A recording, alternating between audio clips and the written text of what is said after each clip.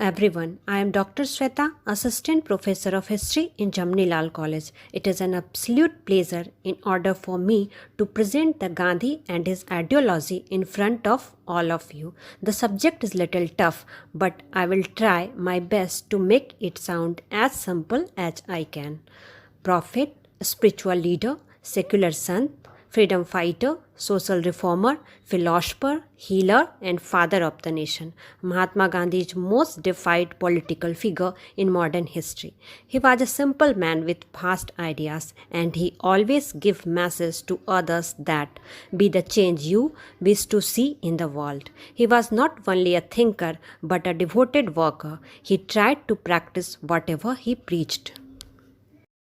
Gandhiji's ideology evolved out of several influences. In his autobiography, My Experiments with Truth, he states that his parents and his family socio-religious milieu left a deep impact on him, particularly the values of Jainism and Vaishnavism. Teaching of the Bhagavad Gita and Jainism influenced his early thoughts. The writing of Tolstoy and Ruskin were significant influences in his later life. Finally, his own experiences played a key role in giving final shape to his ideology.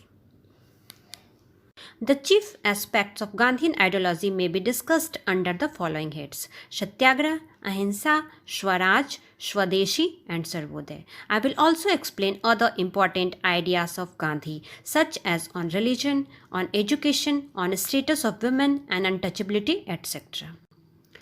I am going to start from Satyagraha. Satyagraha was the chief aspect of Gandhian ideology. Literally, it means persistence of truth or true force. For Gandhi, Satyagraha was not merely a political tool but an integral part of his philosophy of life and action. He believed that the search for truth was the goal of human life, and that since no one could know the ultimate truth, one should never attack another's integrity or prevent another's search for truth. He made Satyagraha a tool for social, political, and economic problems, which was truly and novel.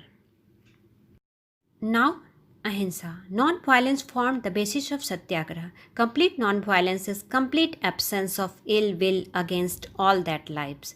Gandhiji also gave reasons why non-violence should be preferred over violence. First, the non-violence struggle is always conducted gracefully and with a minimum of bitterness. It does not lead to brutalization of humanity as a violent war does. Second, the non-violent warrior is always prepared for negotiation and compromise. Third, the non-violence renders useless the weapons of violent warfare which the enemy has and makes his position difficult. Finally, in non-violent struggle, the victory of Satyagraha is certain as he fights on the side of God. Now, Swaraj. Swaraj comes from Swaraj, meaning self-rule. For Gandhi, Swaraj of his dreams was the poor man's Swaraj. A true democrat, he wanted to bridge the gap between the rich and the poor, the weak and the strong. He was of the view that basic amenities should be similarly available to all in society. Now, Swadeshi. Gandhi also stood for Swadeshi, meaning the use of things made in one's own country. This was particularly aimed at replacing the machine-made foreign cloth with handmade cloth as a solution to poverty of peasants who could spin at home to supplement their income and as a solution to drain of wealth from India in payments for imported cloth. Now I am going to explain Sarvodaya. Literally, Sarvodaya means the upliftment of all. Views on ideal state and ideal society. Ram Rajya and Sarvodaya society. Gandhi envisioned Ram Rajya as an ideal society. Gandhi named the ideal society as Sarvodaya society, a stateless society where social life would become so perfect as to be self-regulated. I will also explain other important ideas of Gandhi, such as on religion. For Gandhi, religion was the struggle for truth. A devout Hindu himself, Gandhiji's religious outlook was not narrow but universalist. He wanted Indians to be deeply rooted in their own culture, but at the same time acquire the good things from other cultures.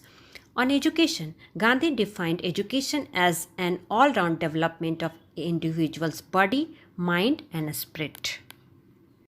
On status of women, Gandhi severely criticized all forms of discrimination against women. He rejected views of Manu that for women there can be no freedom. He stood for perfect equality between men and women.